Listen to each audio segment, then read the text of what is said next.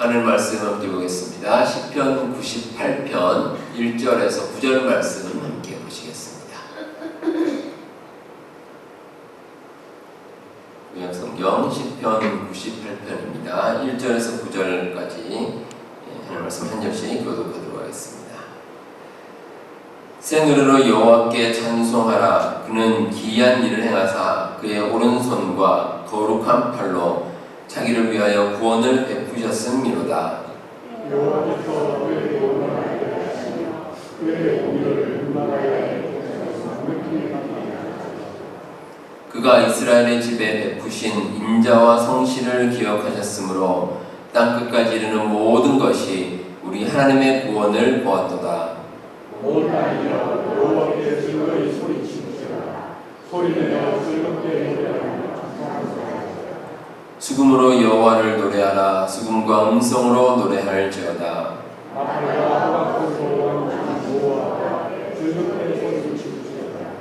바다와 거기 충만한 것과 세계와 그 중에 거주하는 자는 다 외칠지어다. 여호와께서 그분을 막하셨도다. 하나님의 함께 예수의 노래하리라. 9절 함께 보겠습니다. 그가 땅을 심판하러 임하실 것이니라. 그가 의로 세계를 판단하시며 공평으로 그의 백성을 심판하시리로다. 아멘. 우리가 보는 시편은 사실 이제 단순한 시가 아닙니다. 원래 이 시편은 그 찬송의 가사입니다. 그래서 이스라엘 사람들은 시편에다 이제 곡을 붙여서 이제 찬송을 부르는 그런 일이 고대에 많이 있었습니다. 그런데 이제 문제는 그 곡조가 아직 남아있지 않습니다. 과거에는 악보도 없었고 또 이게 구전으로만 전해지다 보니까 어느 시기부터는 그런 것들이 다 없어지고 오늘날 이제 시편이 글만 가사만 이제 남게 된 겁니다. 함께 보신 시편 98편도 마찬가지입니다. 어떤 곡조로 과거에 찬양을 드렸는지는 우리가 알 수는 없습니다. 하지만 이제 여러분들이 시편이 도대체 어떤 느낌인가 그건 여러분들 좀 아실 그런 필요가 있어서 그런 의미에서 앞보시라는 의미에서 제가 원래 이 언어가 기록된 히브리어로 한번 여러분들 한번 들어보도록 하시겠습니다. 우리 잠시 한번 들어주시겠습니까? 네, 히브리어로 된 시편 98편입니다.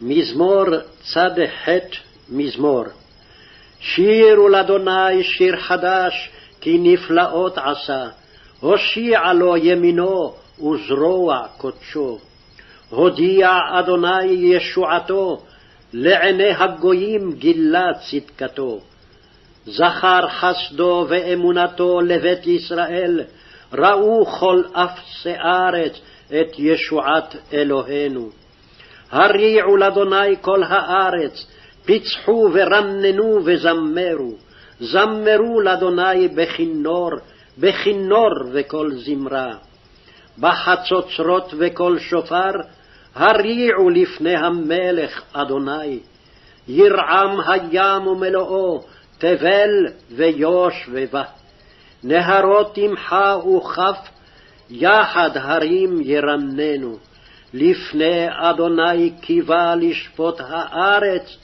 ישפוט תבל בצדק ועמים במישרים. 히브리어를 아마 이렇게 처음 들으신 분도 계시겠고 아니면 뭐 이렇게 들어보신 분도 아마 계실 텐데 들으시니까 어떻습니까? 여기다가 이제 곡조를 붙여서 이제 부르게 되면 이제 고대 사회에서 이스라엘 사람들이 불렀던 그런 찬양이 되는 겁니다. 오늘 설교 제목이 하나님을 찬송할 이유라는 제목인데요. 우리가 찬송을 통해서 하나님께 우리의 신앙 고백을 담습니다.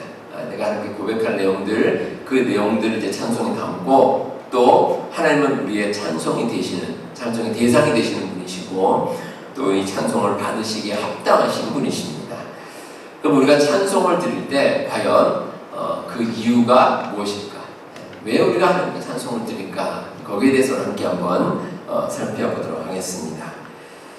자, 먼저 우리가 찬송을 드리는 하나님은 우리의 구원을 베푸시는 분이십니다.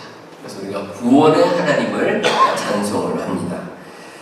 하나님께서 우리에게 구원을 베풀어 주셨고 또 우리는 하나님의 구원의 기쁨에 감격하면서 하나님을 찬송합니다. 1절에 보시면 우리에게 구원을 베푸신 하나님은 기이한 일을 행하신 분이다. 이렇게 기록이 되어 있습니다. 우리가 받은 구원은 평범한 구원이 아닙니다. 아주 기이하고 놀라운 일입니다. 하나님께서 예수님을 이 땅에 보내주셨습니다. 그래서 우리를 대신해서 십자가에 달려 돌아가시게 하셨고 또 부활 승천하심으로 우리에게 구원을 베풀어 주셨습니다. 그런데 인간적인 생각으로 보면 참 기이한 일입니다. 놀라운 일입니다. 무엇보다 하나님의 구원사에게는 하나님의 은혜가 담겨져 있습니다. 따라서 하나님의 구원은 기이하기도 하고 하나님의 은혜이기도 합니다. 하나님의 기이한 은혜입니다. 하나님의 기적적인 역사가 하나님의 구원사에게 나타나 있습니다. 자, 이런 기적에 대해서 하나님을 찬양한 내용들이 성경 곳곳에 나옵니다. 대표적으로 출애굽기 15장에 보면 그 내용이 나옵니다. 이스라엘 백성들이 이제 애굽에서 나와서 가나안 땅으로 가려고 이제 길을 떠났습니다. 그런데 이스라엘 백성들을 풀어 놓아주었던 그 애굽 왕 바로가 마음이 변했습니다. 그래서 군사들을 이끌고 이스라엘 백성들을 쫓기 시작합니다. 근데 이스라엘 백성이 가다 보니까 앞에 저 홍해가 가로막혀 있습니다. 그리고 뒤에는 애굽의 군사들이 이스라엘 백성들을 쫓고 있습니다. 진퇴양난입니다. 자, 이런 상황에서 하나님께서는 홍해의 물을 가르셔서 이스라엘 백성들이 그 땅을 밟고 건너갈 수 있도록 인도해 주셨습니다. 그리고 애굽의 군사들은 홍해에 빠져서 몰살당하도록 하나님께서 인도하셨습니다. 여기에 대해서 모세와 미리암이 찬송을 불렀는데 그 내용이 출애굽기 15장에 기록되어 있습니다. 자, 이렇게 세상적으로 특별한 일, 하나님의 은혜로서 참 놀라운 일이다 라고 생각했을 때 우리가 하나님께 찬송을 부릅니다.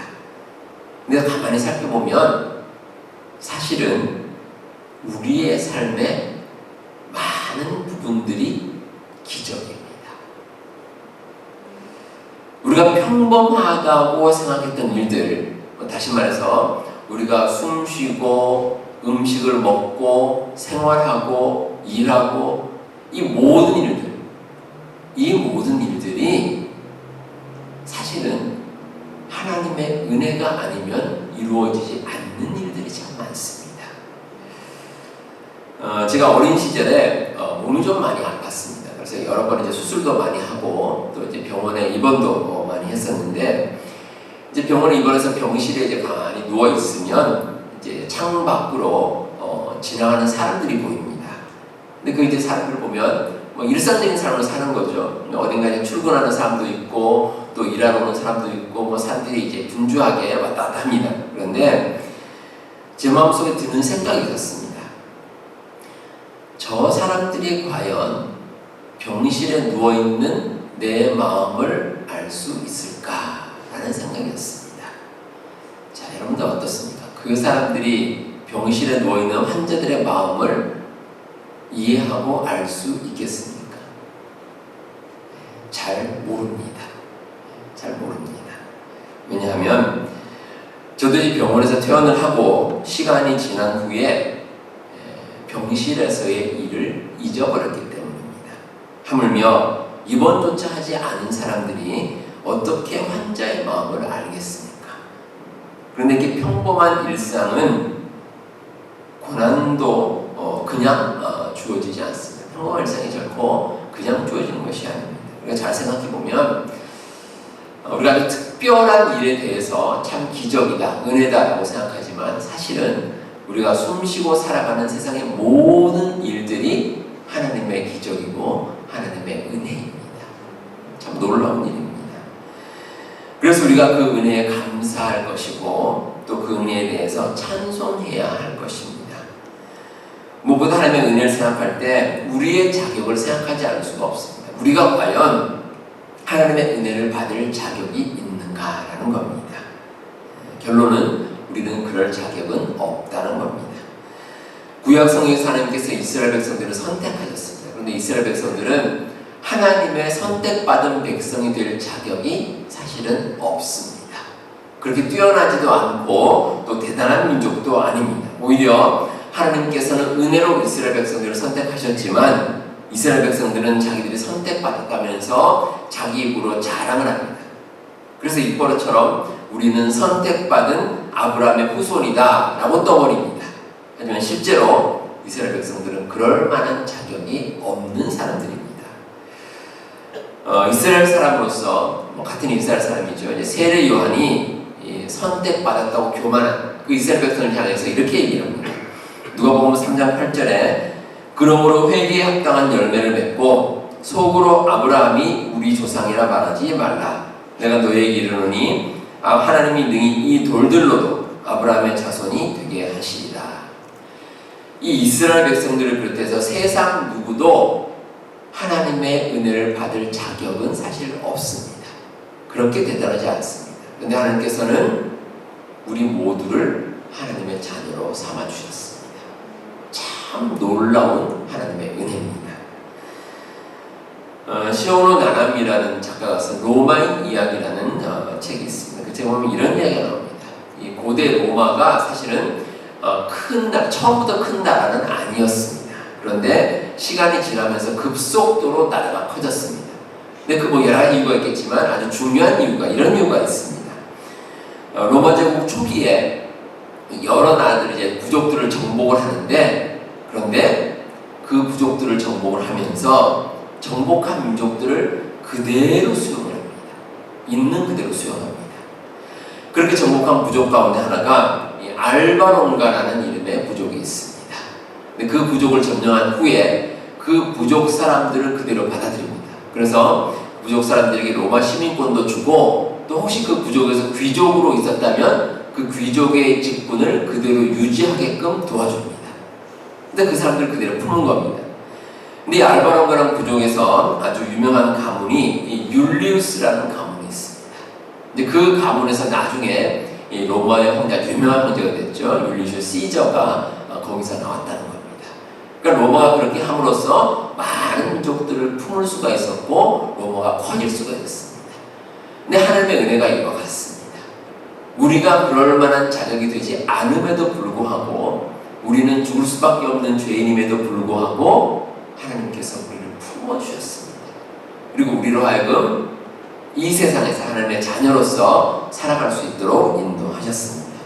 하나님의 은혜가 그렇습니다. 그래서 우리는 구원받은 것이 참 말할 수 없는 놀라운 은혜입니다. 이 은혜를 생각하면 우리가 감사하지 않을 수 없고 또 찬양하지 않을 수 없습니다. 우리 여러분, 우리에게 구원의 은혜를 베푸신 그 하나님의 놀라운 사랑과 은혜에 늘 감사하며 찬양하며 살아가시는 우리 성도님들 다 되시기를 바랍니다.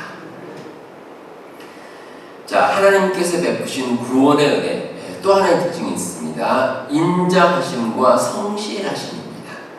3절에 보시면 이런 말씀 나옵니다. 그가 이스라엘의 집에 베푸신 인자와 성실을 기억하셨으므로. 자, 하나님께서는 참 인자하시고 참 성실하신 분이십니다. 이 인자와 성실이라는 단어가 원래 뜻이 어떤 뜻이냐면 약속과 관계됩니다. 약속. 그러니까 약속을 하면 어떻게 합니까? 지켜야죠. 네, 약속을 지켜야 됩니다. 그런데 하나님께서는 어떤 상황이든지 우리와의 약속을 지키십니다. 네, 그게 바로 인자와 성실입니다. 근데 여러분, 이 약속이라는 것은 사실 이 쌍방이 지켜야죠. 한쪽만 지키고 한쪽이 안 지키면 안 됩니다. 그런데 인간은 하나님과의 약속을 지키지 않을 때가 있습니다. 하나님과의 약속을 저버립니다. 그럼 어떻습니까? 하나님도 인간과의 약속을 굳이 지키지 않아도 됩니다. 왜냐하면 인간이 먼저 약속을 파기했기 때문에 지키지 않으셔도 되는데 그럼에도 하나님께서는 우리와의 약속을 끝까지 지키십니다. 이게 바로 하나님의 인자와 성실입니다. 그래서 하나님의 인자와 성실은 우리의 모습에 따라 좌우되지 않습니다. 하나님께서 가진 속성입니다. 하나님께서는 우리의 모습에 따라 흔들리지 않습니다. 마치 부모가 자식에 대한 마음과 똑같습니다. 이 부모의 마음은 자식이 어떤 모습으로 부모를 대하든 똑같습니다. 변하지 않습니다. 어떤 식으로 나오든 부모가 자식에게 처음에 가졌던 그 마음이 변하는 부모는 없습니다. 늘 일정하게 유지됩니다. 하나님의 인자와 성실이 바로 이와 같다는 것입니다. 일전에 그 한국의 대전에서 학교 선생님이 스스로 목숨을 끊는 그런 사건이 벌어졌습니다. 이분이 이제 한 24년 정도 초등학교 선생님을 하셨는데 뭐 여러 가지로 이제 학생들과 아이들 이제 부모님과의 그런 어려움이 있었고 또 2020년에는 그 아동학대로 고소를 당했습니다. 그래서 한 10개월 정도 계속 수사를 받았고 또 한 4년 정도를 또 뭐 악성 민원에 시달리다가 이제 결국은 스스로 이제 목숨을 끊으셨는데, 근데 이 사실이 알려지면서 이제 뭐 그 선생님을 괴롭혔던 사람이다 해서 가해 학부모들의 뭐 사업체를 찾아가서 또 거기다 뭐 음식물 같은 거 이제 던지기도 하고 또 이런 그 포스트잇 같은 곳에 이제 글을 써서 붙이기도 하고 하여튼 뭐 여러 가지 일들이 한국에서 많이 일어났습니다. 근데 제가 이제 뭐 직접적인 관계가 있는 당사자가 아니라서 뭐 여러분들에게 말씀드리는 것이 사실 조심스럽긴 합니다.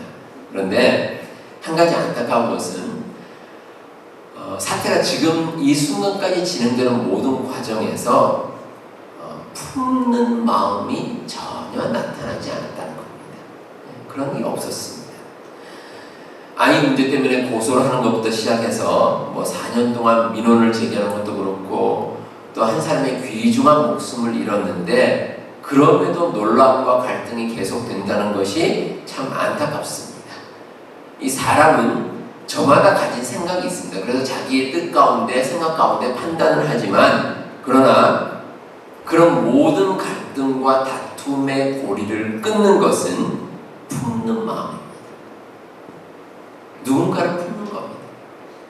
하나님께서 가지신 마음처럼 인자와 성실로 누군가를 품는 것. 이게 올바른 길입니다.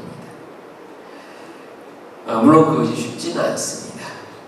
예레미야 1장에 보시면 이 선지자 예레미야가 하나님의 말씀, 그 신실하신 말씀을 들고 이스라엘 백성들을 권면합니다. 그런데 이스라엘 백성들은 이 예레미야를 핍박하고 조롱합니다. 이 예레미야 마음이 얼마나 힘들겠습니까? 자기 자신은 하나님의 말씀을 받아서 이스라엘 백성은 위하는 마음으로 그들을 품으려고 노력하는데 그게 잘 되지 않는 겁니다. 참 어렵죠. 그런데 그럼에도 예레미야가 힘든 가운데서 이렇게 고백합니다. 예레미야 20장 9절에서 내가 다시는 여호와를 선포하지 아니하며 그의 이름으로 말하지 아니하리라 하면 나의 마음이 불붙는 것 같아서 골수에 사무치니 답답하여 견딜 수 없나이다. 우리가 하나님의 뜻을 받아서 누군가를 품을 때 먼저 생각해야 될 것은 하나님의 마음입니다.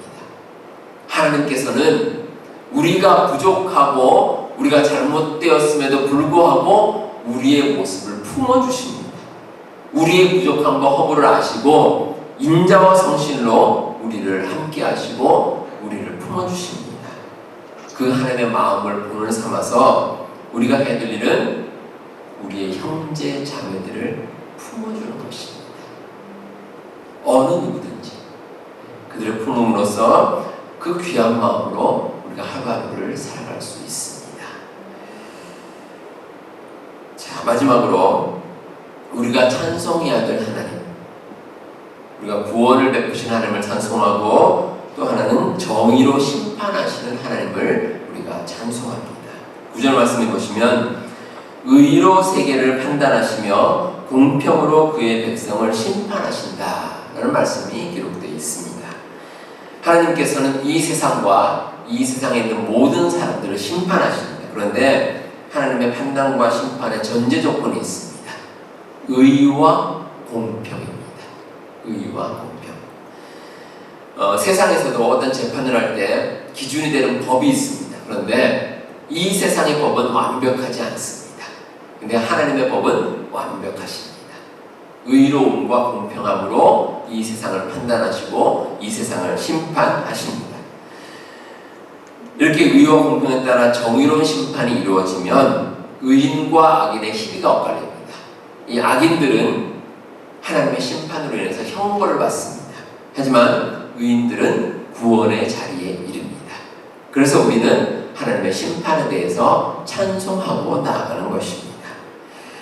이렇게 하나님의 정의로운 심판을 거치면 세상 모든 것이 바르게 회복되는 역사가 일어납니다. 오늘 말씀 함께 보신 그 교동문, 여러분들 교동문 함께 읽으셨을 때 그때 새하늘과 새 땅에 대해 하나님의 말씀이 기록되어 있습니다.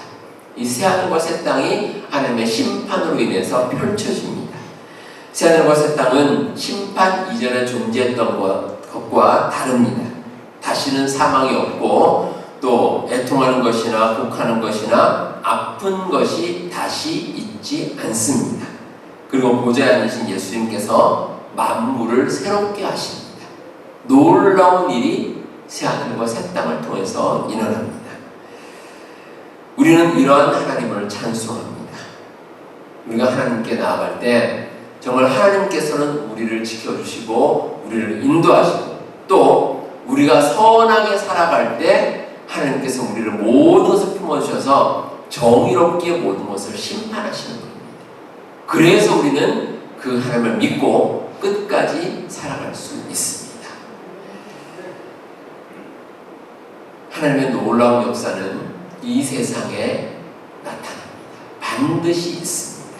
특별히 우리가 선한 일을 하고 살아갈 때 하나님은 결코 우리를 버리지 않으십니다. 사도행전 16장에 보시면 바울과 실라가 복음을 전하다가 감옥에 갇혔습니다. 아마 답답했을 겁니다. 하나님의 말씀을 받아서 정말 선한 일을 하고자 하는데 이 감옥에 갇히는 건 어려움을 겪게 됐습니다. 그런데 그런 상황에도 불구하고 바울과 실라는 하나님을 찬송했습니다. 하나님을 찬송함으로 그 옥중에 있는 많은 사람들이 복음을 듣게 됐고 또 그를 통해서 하면 놀라운 역사가 일어났습니다. 한밤중에 지진이 일어나고 감옥의 문이 열린 겁니다. 그런 일을 통해서 간수가 구원을 받고 그 가정이 구원받고 또 세례받는 놀라운 역사가 일어났습니다. 하나님 믿고 나가는 가운데 하나님께서 저들을 버리지 않으시고 끝까지 지켜주신 것입니다. 우리가 세상을 사는 가운데 사망의 음침한 골짜기를 지날 때가 있습니다. 특별히 이런 어려운 시기에 믿는 사람들은 더 암담한 체험을 합니다. 왜냐하면 지금까지는 그래도 나름대로 하나님의 말씀 따라서 내가 살아왔다 라고 생각하기 때문입니다. 악한 자들처럼 하나님을 떠나서 악한 길로 가지 않았습니다. 그래도 열심히 우리는 믿음 가운데 내가 하루하루 살아왔노라 이렇게 생각하고 열심히 살았습니다. 그럼에도 불구하고 우리가 어려움을 겪게 되면 그 고난이 더 힘들게 느껴질 때가 있습니다. 하지만 여러분, 하나님의 심판은 의롭고 공평하고 정의롭습니다. 하나님께서는 하나님을 신뢰하고 하나님을 따르는 하나님의 자녀들을 반드시 돌보아 주십니다. 하나님 믿고 의지하는 모든 사람을 의롭게 세워 주십니다. 여러분들 이 진리를 믿으십니까? 네, 꼭 믿고 사시기 바랍니다. 우리가 이 믿음이 있기 때문에 우리 하나님을 찬송할 수 있습니다. 하나님께서는 반드시 우리와 동행하시고 우리를 인도하신다는 확신이 있기 때문에 담대하게 나아가서 하나님께 찬송하고 또 그 믿음 가운데 이 세상을 승리하며 살아갈 수 있습니다. 우리 여러분들 혹시 우리 삶 가운데 어떤 힘든 일이 있더라도 결코 낙심하지 마시기 바랍니다. 우리가 찬송하고 하나님께 나아갈 때 하나님께서는 우리를 반드시 붙들어 주시고 우리를 어려움 가운데 구원해 주시고 우리의 모든 삶을 지켜주실 줄 믿습니다. 오늘 말씀을 정리하도록 하겠습니다. 우리가 찬송하는 하나님은 은혜로우신 하나님이고 우리에게 구원을 베푸신 하나님입니다. 그리고 우리를 정의롭게 심판하시고 또 우리의 모든 삶과 함께 하시는 분이십니다. 그러니까 이 하나님을 정말 우리 마음을 다하여 찬송하고 늘 감사한 가운데 크신 은혜가 여러분 가운데 함께 하시기를